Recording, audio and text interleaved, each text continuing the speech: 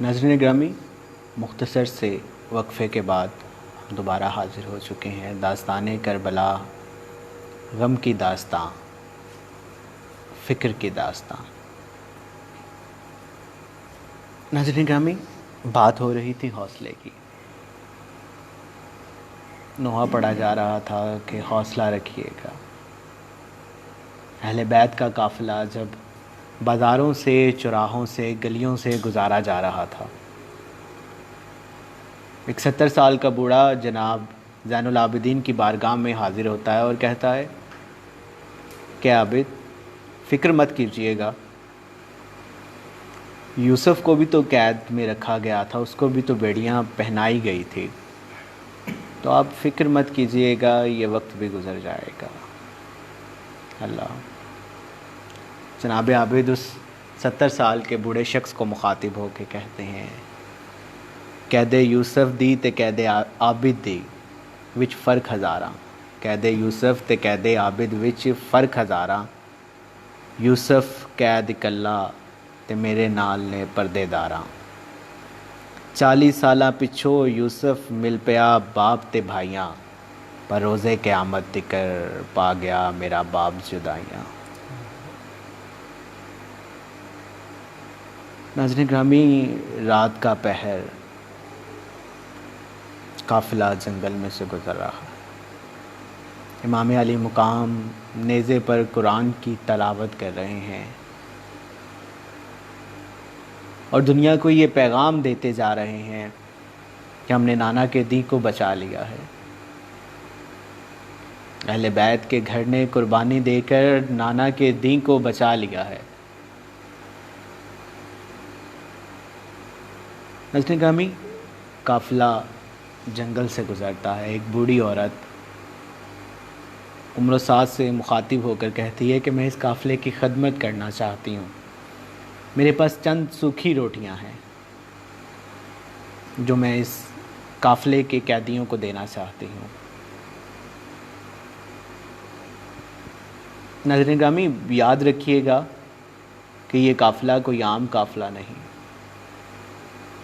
یہ اہل بیت کا گھرانہ ہے جو حوض کوثر کے سردار ہیں۔ بات ان کی ہو رہی ہے۔ بوڑھی عورت کہتی ہے کہ میں ان کو سوکھی روٹیاں جو میرے پاس موجود ہیں میں ان کو دینا چاہتی ہوں، کھلانا چاہتی ہوں، اللہ کی رضا کے لیے۔ جناب زینب کے پاس حاضر ہوتی ہیں اور کہتی ہیں کہ میرے پاس زیادہ کچھ تو نہیں، یہ چند ایک سوکھی روٹیاں ہیں جن سے میں آپ کی مہمان نوازی کرنا چاہتی ہوں۔ لاچار بے بس قافلہ مہمان نوازی کو قبول کرتا ہے۔ جناب زینب اس بڑھیا سے پوچھتی ہیں کہ بڑھیا، تم کون ہو اور کیسے تمہاری زندگی گزری ہے، کوئی اپنی زندگی کہاں کہاں پہ تم نے گزاری ہے؟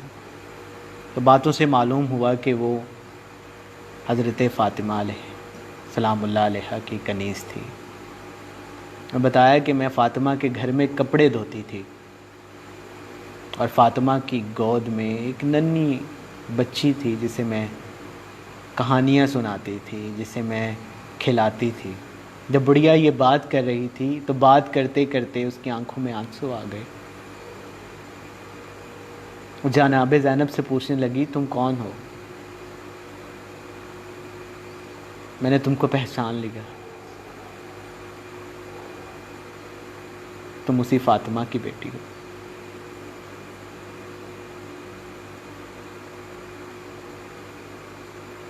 میں ساری عمر یہی سوچ رہی تھی آزاد ہونے کے بعد کہ مجھے کب تمہارا دیدار ہوگا، اور آج اس حال میں دیدار ہوا مجھے۔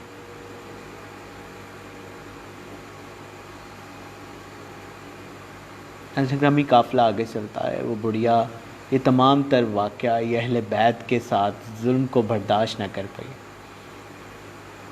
اور وہیں اپنی جان دے دیتی ہے۔ ناظرین گرامی، دیکھیے کہ آج جتنی صدیاں گزرنے کے بعد بھی جب یہ واقعہ پڑھا جاتا ہے، اس کو محسوس کیا جاتا ہے، اگر انسان کے دل میں، مومن کے دل میں ذرا سی بھی اہل بیت کے لیے محبت ہو تو آنکھیں نم ہو جاتی ہیں۔ اور یقیناً اس وقت اس بڑھیا کا مرنا، جان کا نکلنا کوئی بڑی بات نہیں ہے۔ یقیناً یہ وہ وقت تھا جب فرشتے بھی رو رہے تھے، آسمان چیخ پکار رہا تھا، زمین گریا کر رہی تھی۔ ناظرین گرامی، آج کی اس محفل میں، آج کی اس مجلس میں ہمارے ساتھ غم بانٹنے محسن عباس جعفری اور علی رضا موجود ہیں۔ میں ان سے ملتمس ہوں کہ اپنی حاضری لگوائیے گا، پرسہ پیش کیجیے گا۔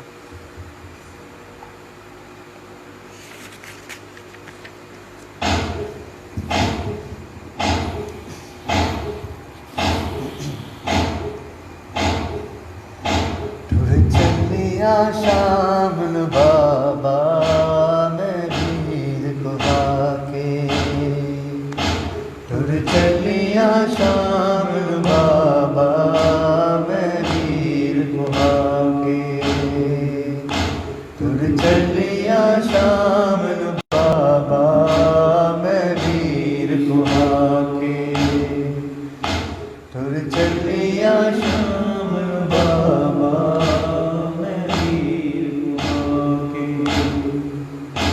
میں مر کے بھی نہیں بھولنا، میں مر کے بھی نہیں بھولنا، گئی ویر کو دفنا کے ہے میں ویر کو کے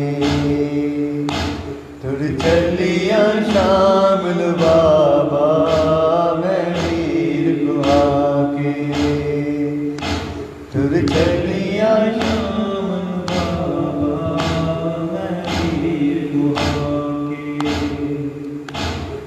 ریت تے سم گیا اکبر نال ٹر گیا غازی، پیا پتھرا ہیٹ ہے بابا تیرا ویر نمازی، آ زینب کو اسوار کرا، آ زینب کو اسوار کرا، وچ کربل بابا آ کے ہے میں ٹر چلیا شام بابا میں ویر کو کے ٹر چلیا شام بابا میں ویر کو کے شلدا کوئی میرے وانگو جلاش تے آئے، لا بہن کسے بھی رن دی ہج اٹھ کے جاوے، اٹھی ویر دی لاش تو روندی میں، اٹھی ویر دی لاش تو روندی میں، جویں ول ول جھڑکا کھا کے ہے میں ویر کو کے ٹر چلیا شام بابا میں ویر کو کے ٹر چلیا شام بابا میں ویر کو کے نہیں لاش تیرا ون دے دے پہ ظالم مینوں، ایہو جی کردا اے میرا دھی آکھے تینوں، رج رواں جاندی باری میں، رج رواں جاندی باری میں، ٹھنڈ گل وچ باہاں پا کے ہے میں ویر کو کے ٹر چلیا شام بابا میں ویر کو کے چلیا شام بابا میں ویر کو کے دیکھ ذرا فرمادا جو حال ہے بابا، نہیں امبری تو پہ لب دے ہاتھ میں دیا والے، آ ہاتھ لب بل رے قاسم دے، آ ہاتھ لب بل رے قاسم دے، میرے